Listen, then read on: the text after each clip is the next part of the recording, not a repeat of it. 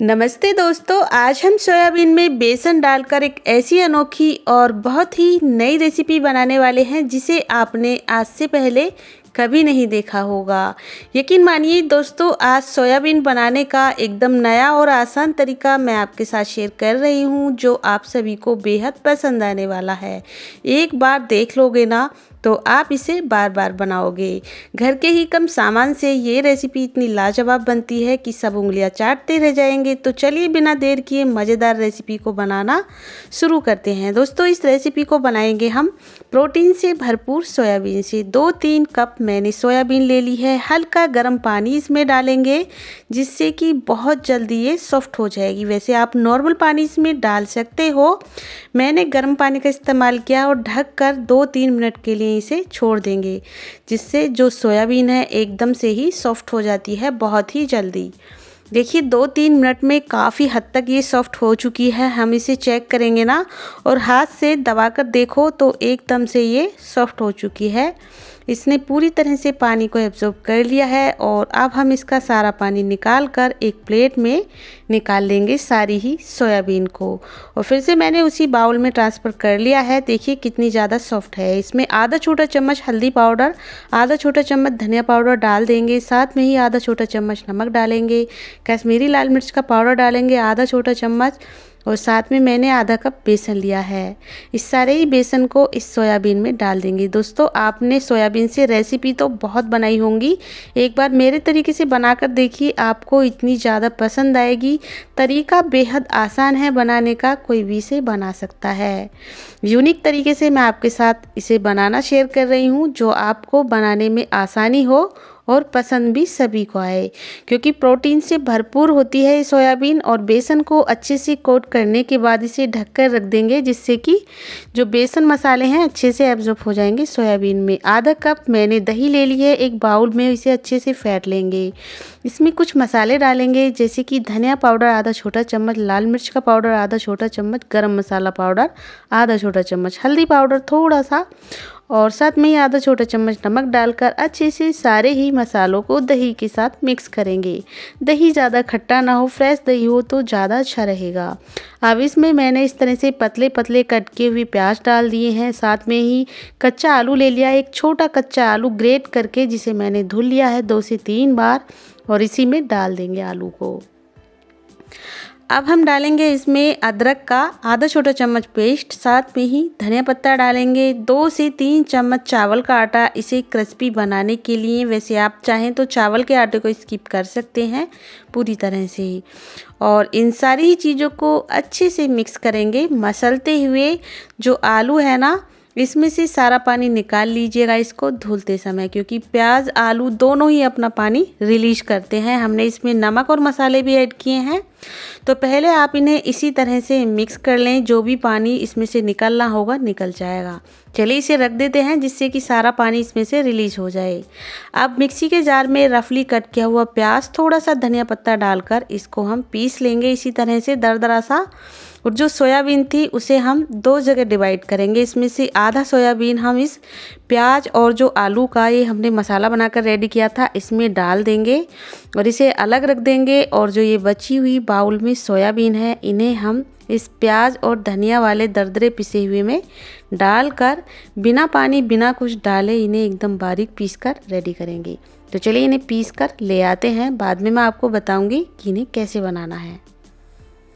तो चलिए इसी बाउल में डाल देंगे। इसमें थोड़ा सा सूखा बेसन भी लगा हुआ था, इसी में मैंने ये सारा ही जो सोयाबीन है उसको पीस कर डाल दिया है। और अब हम इस बेसन के साथ इसे अच्छे से मिक्स करेंगे। साथ में इसमें थोड़ा सा नमक डालेंगे टेस्ट के अकॉर्डिंग। नमक का इस्तेमाल पहले भी किया था, उसी हिसाब से करना है।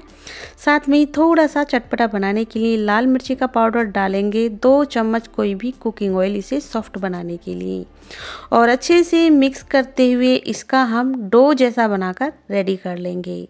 अच्छे से इसकी गुथाई करनी है, जिस तरह से आप आटा वगैरह गूँथते हो उसी तरह आपको इसे गूँथना है, जिससे कि जो हमारा नाश्ता है एकदम सॉफ्ट बने, फटे ना और एकदम से ही नरम बने। इस तरह से गूँथ कर मैंने इसका डो बनाकर रेडी कर लिया है। अब हम इसमें से थोड़ा सा पाट लेंगे डो से और इसको इस तरह गोल गोल इसके बनाकर रेडी कर लेंगे। तो इस तरह मैंने छोटे छोटे इसके गोले बनाकर रेडी कर लिए हैं। इन गोलों को बनाकर रखते हैं साइड में। जो हमने दूसरे बाउल में सोयाबीन रखी थी उनको अच्छे से मिक्स करेंगे। जो प्याज है, जो आलू है कच्चा, उसने अपना पानी जो है रिलीज कर दिया होगा। तो अब हम इसमें पानी या फिर बेसन कुछ भी डालने की ज़रूरत नहीं है। अगर आपको लगे कि पानी की मात्रा इसमें ज़्यादा है, थोड़ा सा बेसन डाल लीजिएगा। और चलिए चलते हैं गैस की तरफ। गैस पर मैंने एक कढ़ाई रख ली है, इसमें ऑयल गरम कर लिया है 1 कप। और एक एक करके सोयाबीन को लपेटते जाएंगे बेसन, प्याज, आलू के घोल में और डालते जाएंगे।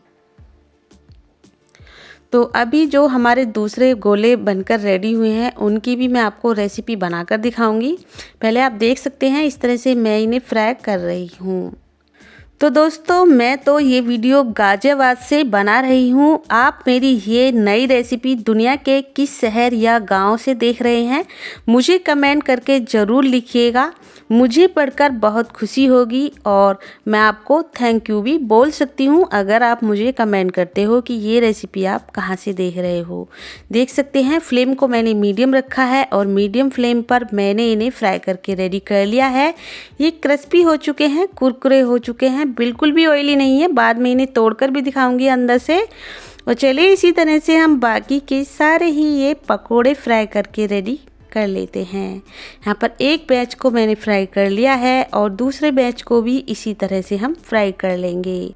तो दोस्तों, सोयाबीन से तो आपने काफ़ी नाश्ते और रेसिपी सब्जी भी बनाई होगी। मेरे तरीके से बनाकर देखिए, आपको बेहद पसंद आएगी। इस तरह से मैंने इन पकोड़ों को फ्राई करके रेडी कर लिया है। इनकी आवाज़ मैं आपको सुनाती हूँ। बहुत ज़्यादा क्रिस्पी बने हैं। इन्हें सॉस चटनी के साथ एंजॉय कीजिए। और जो हमने गोल मटोल गोले बनाकर रेडी किए थे उनको भी हम इसी ऑयल में मीडियम फ्लेम पर एक एक करके डाल देंगे। वैसे दोस्तों, आप चाहें तो इन्हें अगर फ्राई नहीं करना चाहते तो आप इन्हें स्टीम भी कर सकते हो। मैंने इन्हें सिंपल इसी तरह से फ्राई कर लिया है क्योंकि ये ऑयली बिल्कुल नहीं बनते हैं। बाद में मैं आपको दिखाऊंगी। इन्हें फ्लेम को मीडियम रखना है और मीडियम फ्लेम पर ही हमें इन्हें फ्राई करते जाना है। देख सकते हैं जैसे ही हम इन्हें पलट रहे हैं कितना अच्छा सुनहरा सा इनके ऊपर कलर आया है और ऑयल में जाकर बिल्कुल भी ये फटे नहीं हैं। तो यहाँ पर मैं आपको एक टिप देना चाहूँगी, जब आप इन गोलों को बना रहे हो तो हाथ से इन्हें टाइटली नहीं बनाना है। इन्हें हल्का हल्के ही आपको हल्के हाथ से गोले बनाने हैं, जिससे कि जब हम इनकी ग्रेवी में डालेंगे तो ये ग्रेवी को अंदर तक एब्जॉर्ब करेंगे और बिल्कुल भी टाइट नहीं बनेंगे। और बेसन का इस्तेमाल कम से कम करना है। ये गोले हमारे फ्राई होकर रेडी हो चुके हैं। इन्हें आप कोफ्ते भी बोल सकते हो सोयाबीन के, क्योंकि कोफ्ते की तरह हम इन्हें बनाने वाले हैं।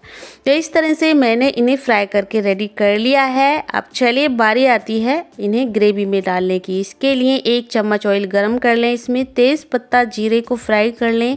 साथ में ही छोटा प्याज बारीक कटा हुआ इसमें डालकर अच्छे से फ्राई कर लिए। कुछ खड़े मसाले भी आप डाल सकते हो अगर आप पसंद करते हो तो।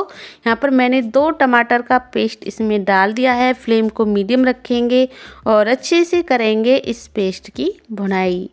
और अब हम इसमें कश्मीरी लाल मिर्च का पाउडर ऐड करेंगे आधा छोटा चम्मच, और साथ में ही धनिया पाउडर आधा छोटा चम्मच, आधा छोटा चम्मच हल्दी पाउडर और थोड़ा सा नमक डालेंगे। अच्छे से इसे हमें पकाकर रेडी करना है। इसकी हमें एक ग्रेवी बनाकर रेडी करनी है। आप चाहें तो यहाँ पर अदरक का पेस्ट, लहसुन का पेस्ट, प्याज का पेस्ट डाल सकते हो। यहाँ पर मैंने 2 चम्मच दूध की फ्रेश मलाई ली है, इसे एकदम टेस्टी और क्रीमी बनाने के लिए। आप चाहें तो ग्रेवी अपने अकॉर्डिंग अपने हिसाब से बना सकते हो। टमाटर प्याज की ग्रेवी सभी को पसंद होती है। इस तरह से मलाई डाल लें 2 चम्मच। ग्रेवी पककर रेडी हो चुकी है। इसमें 2-3 कप पानी डालें अपनी पसंद के अकॉर्डिंग।